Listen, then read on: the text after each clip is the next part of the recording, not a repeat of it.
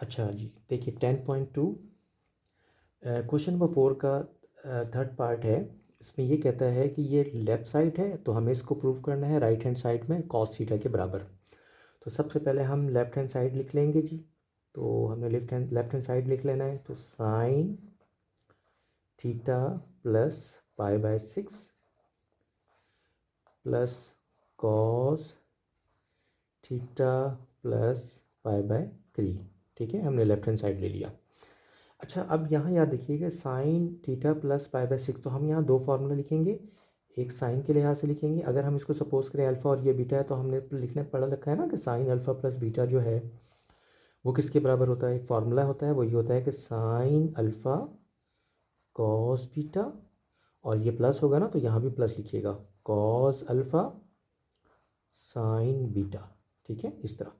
और अगर हम इसकी बात करेंगे तो कॉस, अगर इसको सपोज करें अल्फ़ा और ये बीटा है तो हमारे पास कॉस अल्फ़ा बीटा के लिहाज से क्या फार्मूला बनेगा जी, अल्फ़ा प्लस बीटा अगर हम लिखना चाहें तो ये हो जाएगा कॉस अल्फ़ा कॉस बीटा, और अगर प्लस है तो यहाँ माइनस लिखिएगा और इस तरह लिखेंगे साइन अल्फ़ा साइन बीटा। ठीक है, तो हम ये दो फार्मूला जो है यहाँ यूज़ करेंगे। तो चूँकि हम लेफ्ट हैंड साइड ले चुके हैं ना, तो साइन अल्फ़ा प्लस बीटा की जगह हम ये इसको इस्तेमाल करेंगे। अल्फ़ा का मतलब है थीटा और बीटा का मतलब है पाई बाय 6। ठीक है, तो देखिए अब हम इसको यूज़ कर रहे हैं कि sine theta plus pi by 6 की जगह हम लिखेंगे साइन अल्फ़ा यानी थीटा और फिर कॉस बीटा यानी कि पाई बाय 6। ठीक है, हमने ये फार्मूला यूज़ करना है, प्लस उसके बाद कॉस अल्फ़ा यानी कॉस थीटा और साइन बीटा यानी कि हम लिखेंगे साइन पाई बाय 6। ठीक है, तो हमने इसको जो है ना इसके फॉर्मूले में कन्वर्ट कर दिया। अच्छा, अब चूंकि प्लस का साइन है तो हमने प्लस लिखना है। अब ये है कॉस अल्फ़ा प्लस बीटा, तो कॉस अल्फ़ा प्लस बीटा का फॉर्मूला ये है ना, तो जहाँ अल्फ़ा होगा वहाँ थीटा लिखिएगा और जहाँ बीटा होगा वहाँ पाई बाय 3 लिखिएगा इसकी। तो लिखेंगे कॉस अल्फ़ा, अल्फ़ा की जगह लिखेंगे थीटा, और कॉस बीटा, बीटा की जगह लिखेंगे पाई बाय 3, और माइनस का साइन है फार्मूले में। फिर लिखेंगे sine alpha, sine alpha, alpha की वैल्यू थीटा है, और साइन बीटा, और बीटा जो है वो पाई बाय 3 है। ठीक है, तो हम इस तरह इसको लिखेंगे। अच्छा, अब इसको मज़ीद सॉल्व करते हैं वो इस तरह कि देखिए साइन थीटा तो हम यूँ ही लिखेंगे। अच्छा, कॉस पाई बाय 6, तो इसका मतलब कॉस पाई बाय 6 का मतलब ये है ना कि ये कॉस 30 डिग्री है। चूँकि आपको पता होना चाहिए कि पाई बाय 6 जो है वो 30 डिग्री होता है। ठीक है, और अगर हम बात करें पाई बाय 3 की, तो ये भी आपको मैं बता देता हूँ, पाई बाय 3 जो है वो 60 डिग्री के बराबर होता है।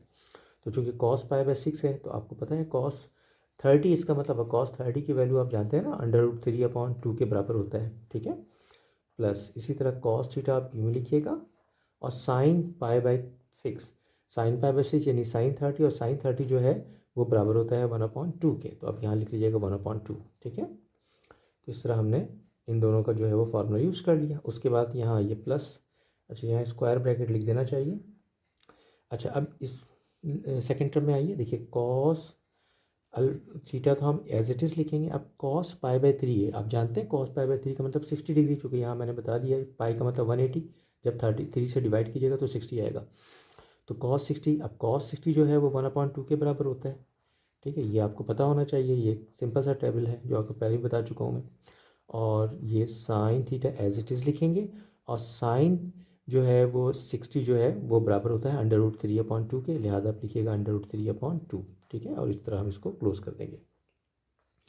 अच्छा, अब ज़रा गौर कीजिए कि हम ये देख रहे हैं कि जी ये बाहर प्लस है ना, तो इनको तो हम एज इट इज़ लिखेंगे, लेकिन क्या होगा कि √3/2 हमने पहले लिख देना है और साइन थीटा जो है वो उसके बाद लिख देते हैं। ठीक है, प्रोडक्ट में कोई फ़र्क नहीं पड़ता। प्लस इस तरह 1/2 हम पहले लिख देते हैं और कॉस थीटा जो है वो उसके बाद लिखते हैं।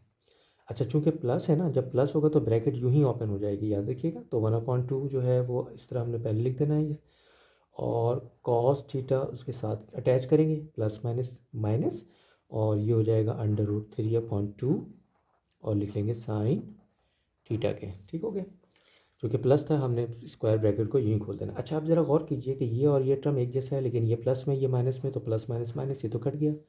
अच्छा, जब ये कैंसिल हो गया तो हमारे पास क्या बच रहा है, 1/2 cos theta plus 1/2 cos theta.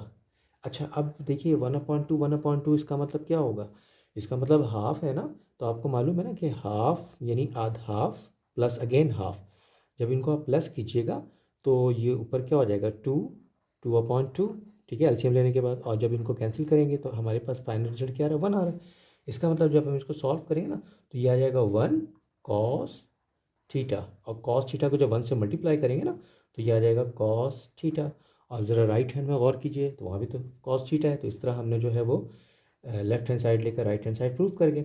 इस तरह ये हमारे पास प्रूव हो गया कि लेफ्ट हैंड साइड बराबर है राइट हैंड साइड के, और हम यहाँ अब लिख सकते हैं कि हमने इस क्वेश्चन को प्रूव कर लिया।